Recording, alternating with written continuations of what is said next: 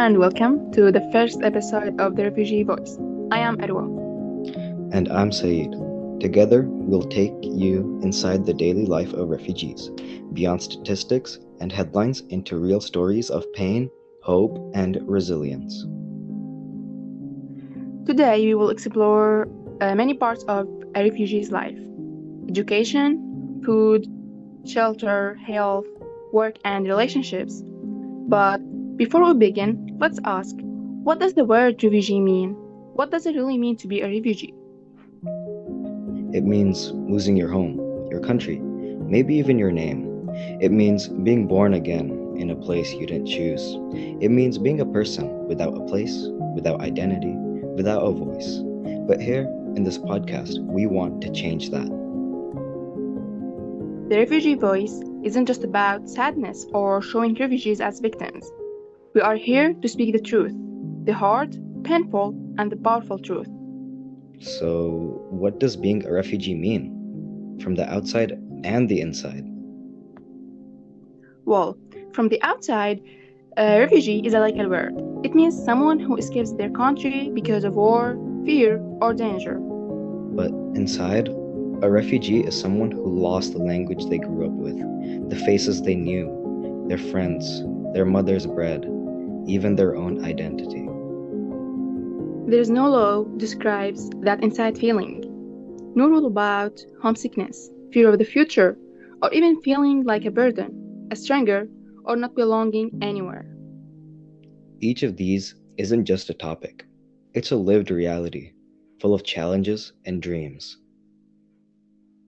So, now that we've set the stage, let's dive deeper into the daily realities faced by refugees, from education to health, shelter to food, and every detail shapes their experience. Let's start with education, a fundamental right, yet a difficult challenge for many refugees. In many refugee camps or host countries, there simply are not enough schools or even enough teachers. Classes are often overcrowded, resources are limited, and many children don't even speak the language of the new country. Imagine being 13 and placed in a first grade classroom because no one can assess your level, or being told that your years of education back home just don't count here. It's not just frustrating, it can be heartbreaking. And for girls, especially, education can be even harder to access due to culture expectations, safety concerns, community traditions, or financial pressure. But still, you'll find kids studying under their tents, writing on scraps of paper, walking long distances for just even a few hours of school. Of course, you will find those who turn their challenges into motivation, because hope is stronger than anything, and stronger than the walls around them. While education shapes the future, basic needs like food are what sustain life day by day. Let's talk about what refugees face when it comes to nourishment. Imagine relying on food aid that is sometimes scarce or lacks nutritional balance. Food is more than fuel, it's connection. The bread of home, spices that remind you of your country, memorize, serve it on a plate. Some families go hungry so their children can eat. Others skip meals because food rations are delayed or reduced. And when food becomes a daily worry, it's not just hunger, it's a shame. And for the shelter, in many refugee camps, tents are made of plastic sheets, walls too thin for cold nights, too hot under the sun, no insulation, and no protection from floods or snow. In some places, tents flood when it rains. In others, the heat becomes unbearable inside metal shelters. Privacy is a luxury. Dozens of people may share a single bathroom or kitchen area, if those even exist. And there's no space for children to play safely, no quiet corner for studying, no doors to close when you need peace.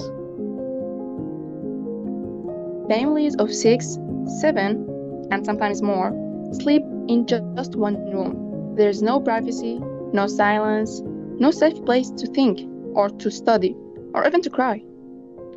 When your shelter is temporary, your whole life feels temporary.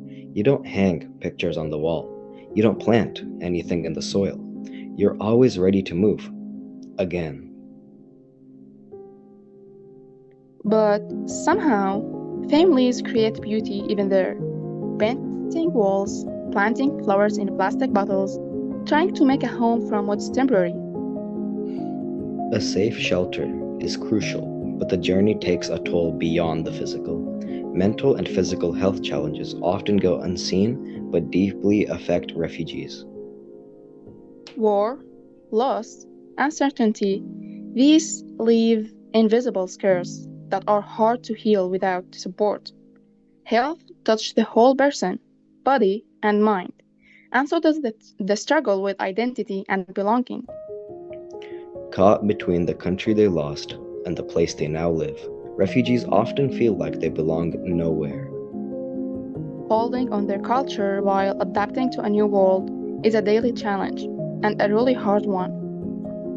Feeling lost between two worlds, refugees seek ways to support themselves and their families. Work is more than income, it's dignity, independence, and hope. But legal restrictions and limited opportunities often block their paths.